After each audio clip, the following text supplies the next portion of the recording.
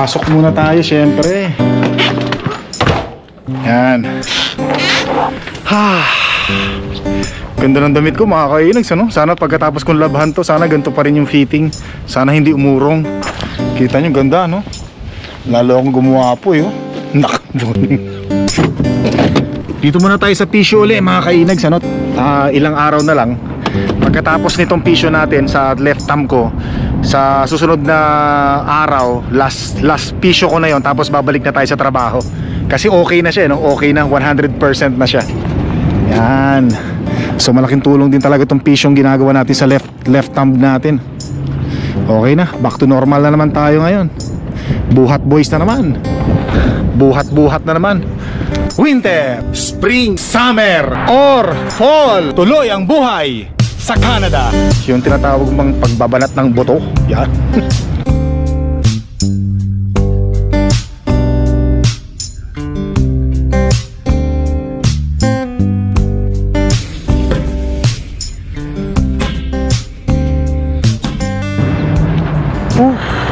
Nangalay ako ron, daming pinagawa sa akin, ano? Pero okay, good news dahil wala akong naramdamang sakit sa left thumb natin. Ibig sabihin talagang ano na siya, 100% heal. Pero meron na lang ako isang session para matapos na to. Pero wow, ready na uli sa buhatan, ano? Ready na sa gera uli. Naku, back to normal na naman tayo. Malungkot na naman ako nito. Babalik na naman tayo sa trabaho natin. Buhat ang buhat. Hindi, okay lang yun. Parang ang sarap ng ganito, yung naka-light duty ka lang, ano, yung modified work ka lang. Pumapasok ka, magaan lang yung trabaho mo, paupo-upo, papunas-punas ng mga alikabok, patulong-tulong sa office, tapos sumisweldo ka, no? Pero walang incentives, so okay lang yun. Kahit walang incentives, basta nakapagpahinga, no? Ay, sarap. Pero na-enjoy natin yung pagpapahinga natin ng isang buwan at isang linggo. Almost, yun, sa 5 weeks. Tara. Ang init, grabe. Grabe yung init sa loob ng sasakyan. Buksan natin aircon at buksan natin yung bintana. Sus Mariosep. Yan. Sakit sa utak. Baka matuloy utak ko nito. Wala na nga laman yung ulo ko, pumbihira. Matutuyo pa. Mukhang yung konting kaalaman ko na nasa utak ko mawala pa. Ang bihira. Dahil sa sobrang init, ano. Ay, headphone ko nga pala. Ba't ko nga pala susuotin? Pasok na tayo mga kainags, ano. Naka, ang init. Ang sarap talaga sa balat, oh. Ganda talaga ng damit ko, no. Inags, yan. Hindi maka-get over, ha. Hindi maka-move on, ha.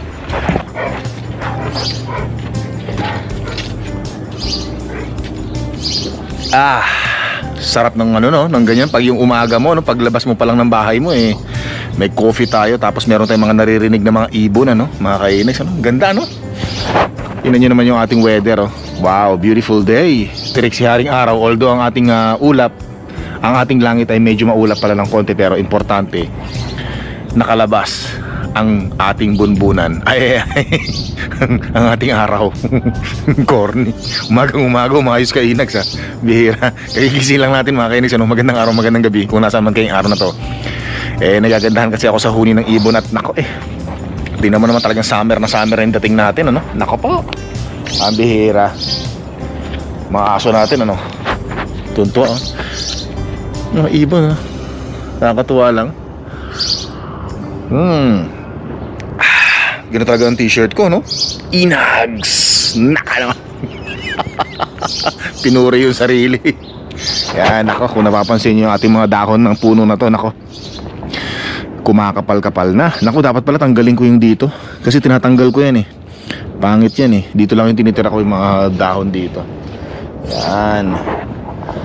Dito tayo sa ano. Ito yung inayos natin nung kahapon. Ganda na tingnan, di ba? Malinis na.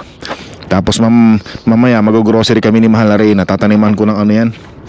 Bibili ako nung bell pepper tsaka ng kamatis. Yung buto niya ipupunlaan natin dyan, diba? Masusubaybayan natin yung paglaki hanggang sa darating na September, diba? Ay nako, ba't nandyan ka nakaupo? Maliligo ha? Yan, maliligo. Papaliguan natin yung mga aso natin, mga kainis, no? At magandang araw sa'yo, mahal na Reyna. Napakaganda talaga ng araw natin. Ano? Tama-tama, ilang buwan lang hindi naliligo yung mga aso natin, ano? Mana-mana sa amo. Hello, mahal na Reyna. Magandang araw sa'yo, mahal kita at laging tatandaan. Bah, mukhang walang sagot ha.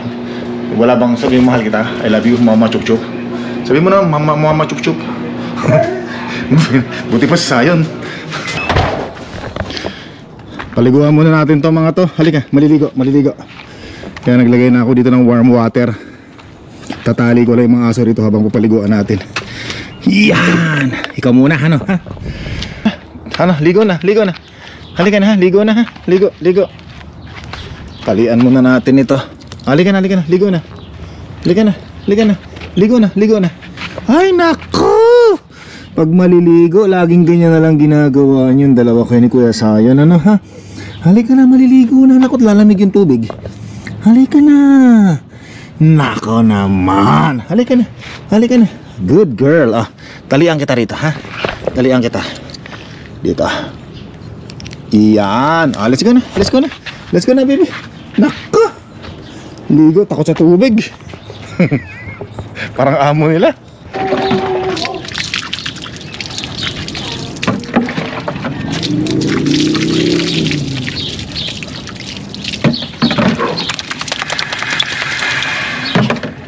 Good boy. Dito.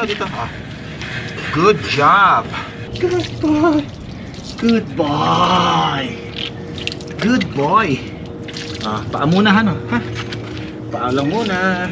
Good boy. Ay, gwapo na oh. Linis na. Pogi-pogi na talaga lalo ni Sayon. Nako po. Kitang-kita na yung mga spot mo sa mukha, ano? Ayan oh. Gwapo. Pagod ako, grabe. Sakit sa likod, sakit sa balakang. Alam ko nilinisan mo na po.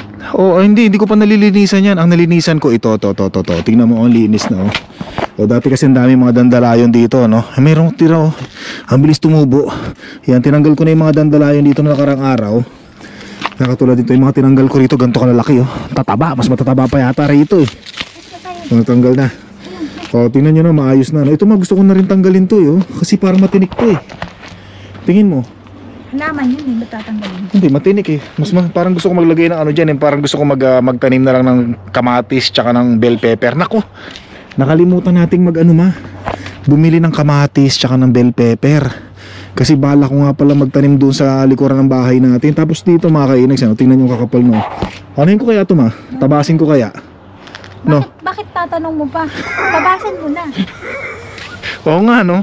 Parang mali yata yung pinagtanungan ko Kasi yung pinagtanungan ko, binalik din sa akin yung tanong. Sabi niya, bakit ko raw tatabasin pa? Tinabas. Oo nga, meron tayong bagong trimmer dyan no? Gamitin natin yung bagong bili natin trimmer. Ito, tapos ito, bala ko rin.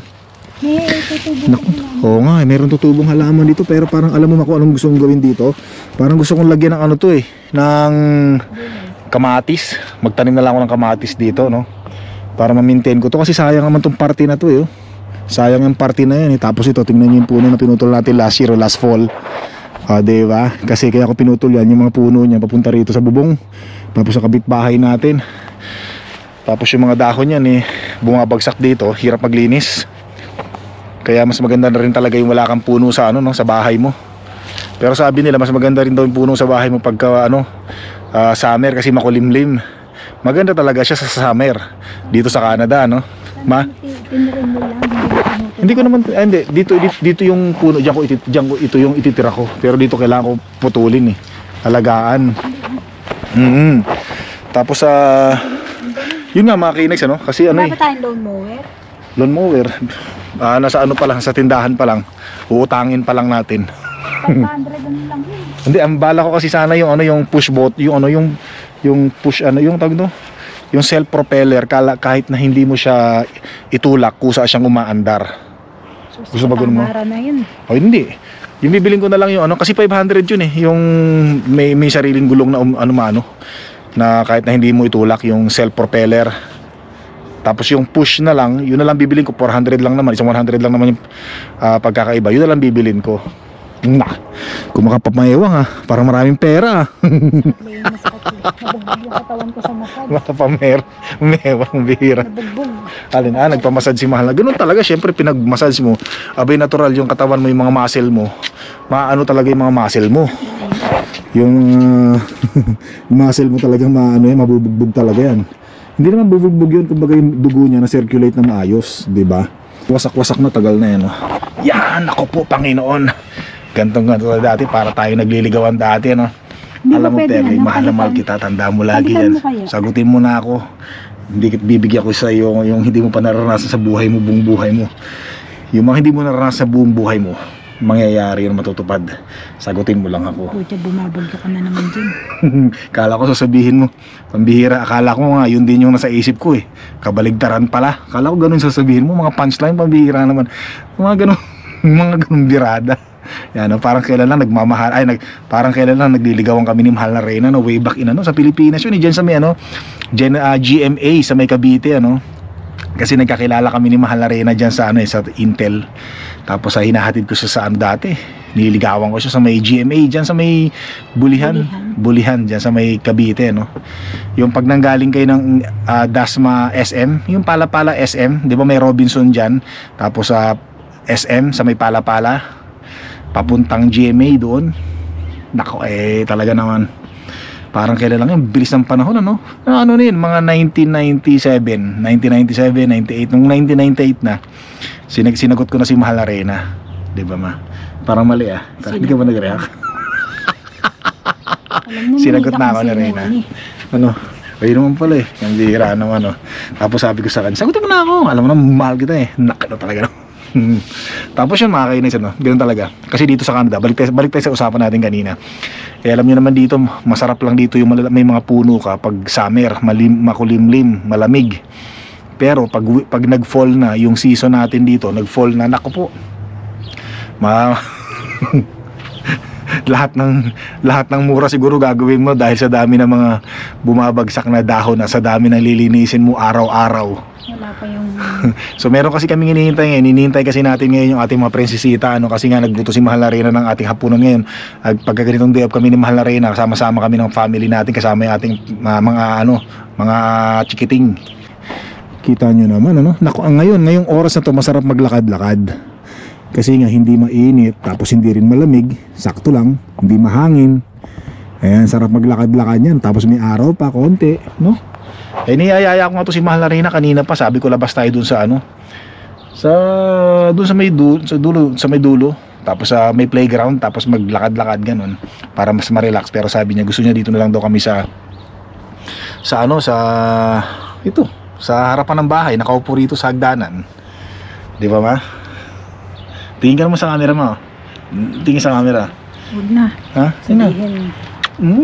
Bango talaga. Amoy luto, Amoy lutong nilagang baka. Nagluto si Mahal na Reyna, dami niluto nito.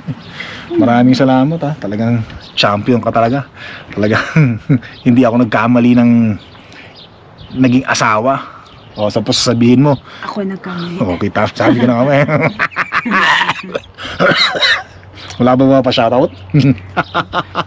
Ay, meron pala mga gusto pa-shoutout, Ay, mga taga mo na. Meron nga rin nag-message sa akin, di ka na. Ganun ba? Buksan natin, syempre, sa shoutout natin. Shoutout kay kay Rev ng San Diego, California, America. At saka shoutout din kay Dennis at Geraldine ng Las Vegas. Yan, si Dennis, ito yung subscribers na na-meet up natin sa Las Vegas, tapos pinasyal ako sa Choking na meron din tayo na meet up na subscribers. So maraming salamat. At saka yan. At saka may pa-shoutout daw kay Mahal na Reyna. Maraming salamat po. Shoutout kay Renato Brazil Garsay ng Toronto. Yan, maraming salamat po sa panonood. Thank you very much. Ano pa? May pa-shoutout ka pa? Balik tayo sa senaryo. Mahal kita. Gusto mo bang ulit-uliting mahal kita? Sabihin ko mahal kita. Ha? Ano sila? Ganun pala ito na pala yung bunsong yung pangalan na prinsesa natin. Dito ayan Ayan na pala Wala pa yung bunsong prinsesa natin. 3:30 Talaga naman. So maraming salamat nga po pala sa mga nag-comment doon sa naglinis kami ng sasakyan ni Mahal na Reyna. Huwag daw tayong gumamit ng foam brush. Ayan na, yan na, yan na, yan na. Ayan ang ating panganay na prinsesa. Oh, pareho kayo ng sasakyan. Magkaiba lang kayo ng kulay, oh. Kung ganyan di kinuha ni Glenn, white na lang sana. White sana. May available bang white na ganyan? Meron, di ba? Ay, Talaga. red pala, red. Red? Ayaw niya ng red. Kaya, Red? kaya hindi niya kinuha. Naku, 10 taon na pala kayo rito sa Canada, ma, no? Ngayong May 25 yata yon. 10 taon na sila rito. Ha? Ha? Scooter, sige. Sagat, tara, tara. Tara, scooter tayo, ma. Naku, doon ako O, sumagsabi. tara, scooter tayo, scooter daw tayo, tara. Tabi dyan. Sino? Si So yan mga kinis, no, kakain na muna tayo, no? Anong basusubsub saan? Tapos mamaya mag-ano kami, mag-scooter. Saan tayo mag-scooter, te? Basta.